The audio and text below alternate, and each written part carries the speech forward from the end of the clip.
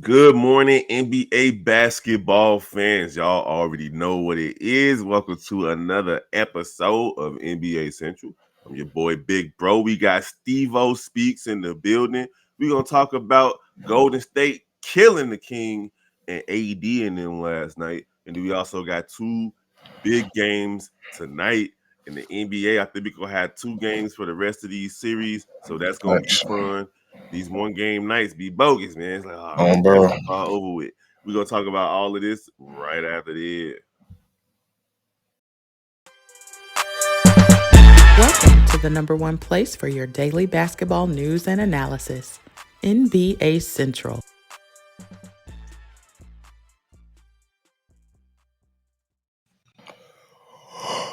All right, y'all. Y'all already know it's super early. Steve-O still waking up. I'm still waking up. My baby woke up with an attitude on talking about his head hurt. I don't know what's going on with him. He's kind of look. He ain't even in kindergarten yet, trying to get out of school. You know. Bro. Bro, definitely brought me back flashbacks of when I used to try to pull my hair, bro. You showed your head. Your head finna be hurting at school, then, guy. You feel me?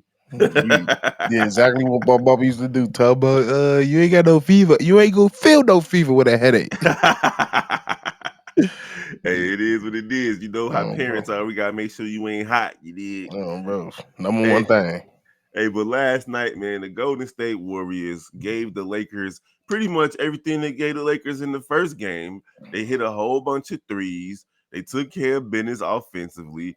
It just seemed like last night they was on point defensively. Either that or the Lakers just couldn't hit the broadside of a barn.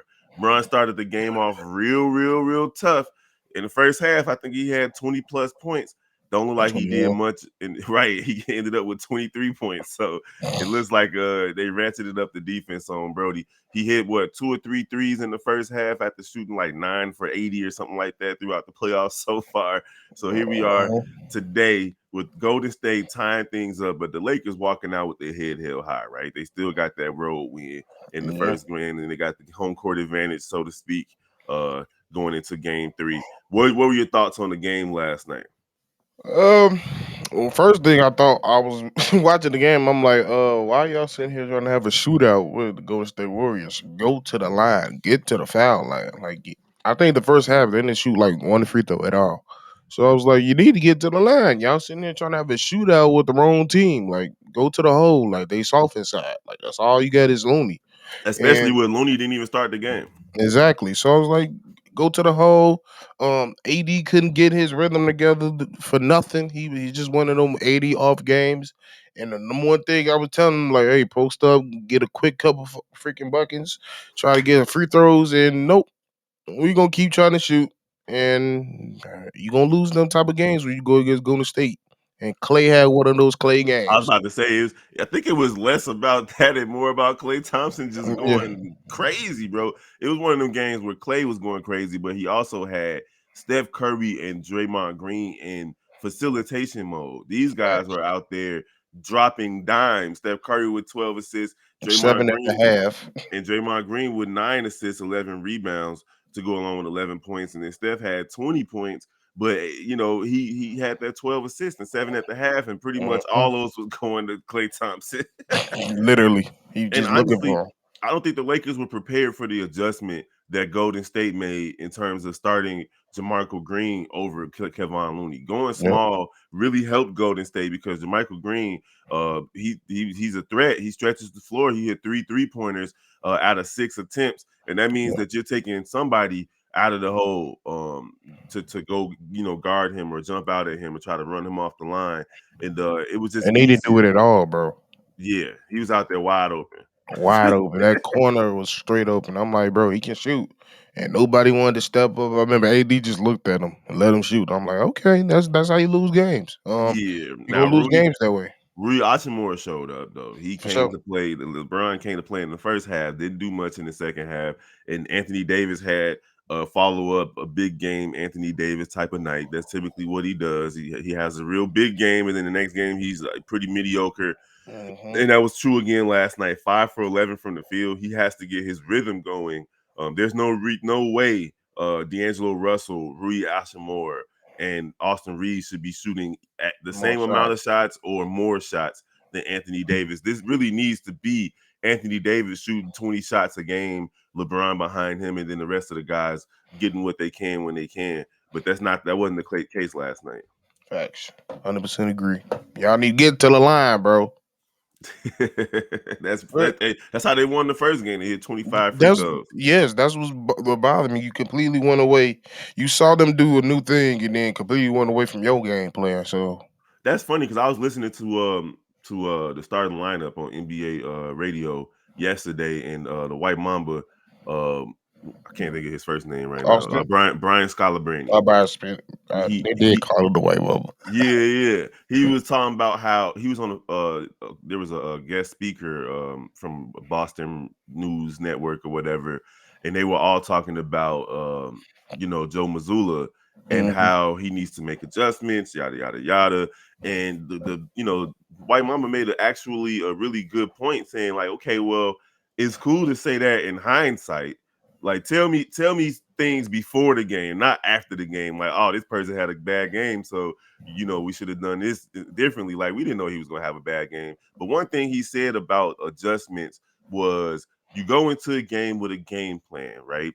And Mm-hmm. you don't just give up on that game plan once things start going awry. You just, you stick to your game plan, because if you give up on it, things look chaotic. And that's what it looked like yesterday with the Lakers. It looked like they went into it with a specific type of game plan, and they gave up on it early to try to keep up with Golden State, and it bit them in the ass. Well, went completely away from the game plan they had game one.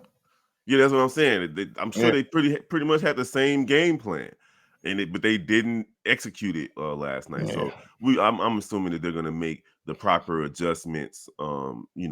For Game 3 at home in LA. It's gonna be rocking in the Staples Center or Crypto.com Arena or whatever they call it these days.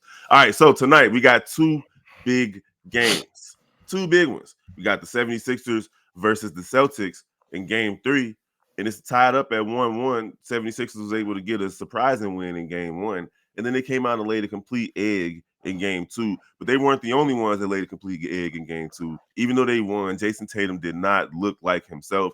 1 for 7 from the field or something like that, 7 points. It was just a brutal night for him. So are we looking for him to have a bounce back game tonight, or is Joel Embiid going to be feeding off that MVP crowd, the MVP chants that he's going to be getting in Philly tonight? I think it's gonna be that. I think, especially the way they lost last game with him coming back, he's gonna take that personal. And we know that personally because he does that all the time. So yeah, I think they gonna come out. He gonna come in. They in Philly tonight. Crowd gonna be cranked. He gonna be locked in. Everybody else gonna be locked in. To be honest, everybody was pretty much off that last game, so I don't expect them to shoot that bad or play that as bad as they did in game two. Right. So I'm pretty much expecting them to do a, a total 360 and go back to game one type of performance that they had.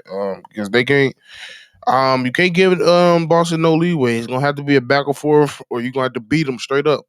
That's true. That's true. All right. So who we got for the game tonight? I think I'm gonna pick 76ers.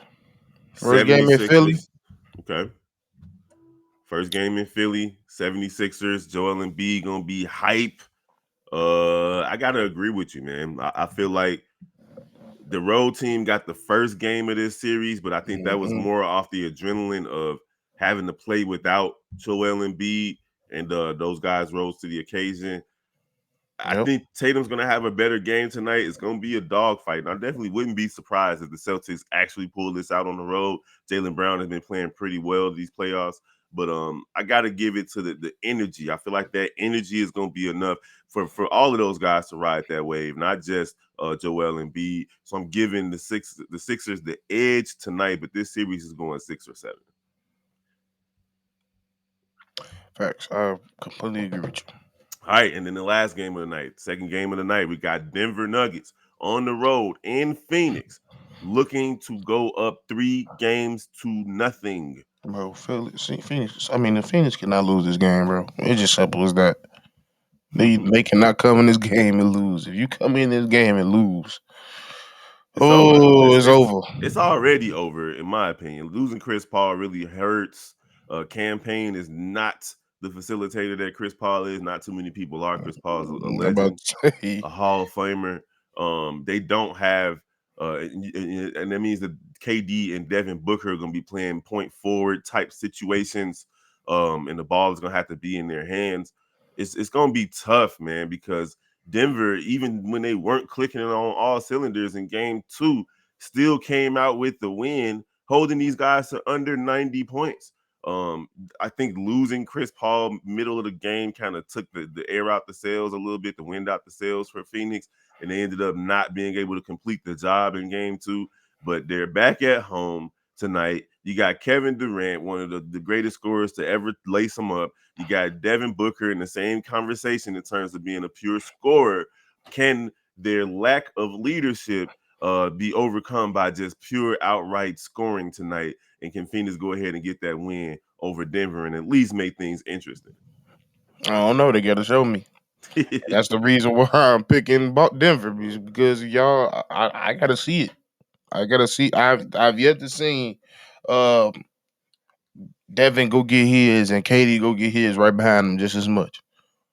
So, and then the fact that you don't have your point guard there to make it your life easier for both of y'all. And then Aiden is always iffy. You never know what Aiden you gonna get. 9 times out of 10, you do know what Aiden you gonna get, and it's not the Aiden you want. And then at least with Chris Paul out there, Aiden can eat a little bit. I just don't Right. know if they're gonna have the mindset to get him the ball without Chris Paul being out there on the floor. Because ain't nothing gonna happen with the ball. That's the problem. That's the whole thing.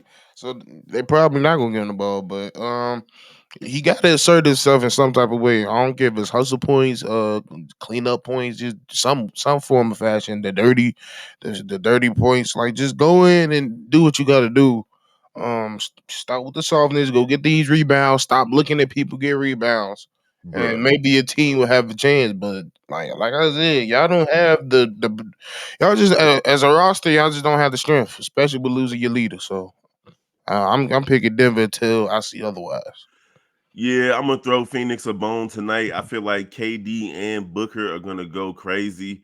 They don't have much from their bench, so KD and Booker gonna be playing 42, 43 minutes tonight. It's gonna be tough.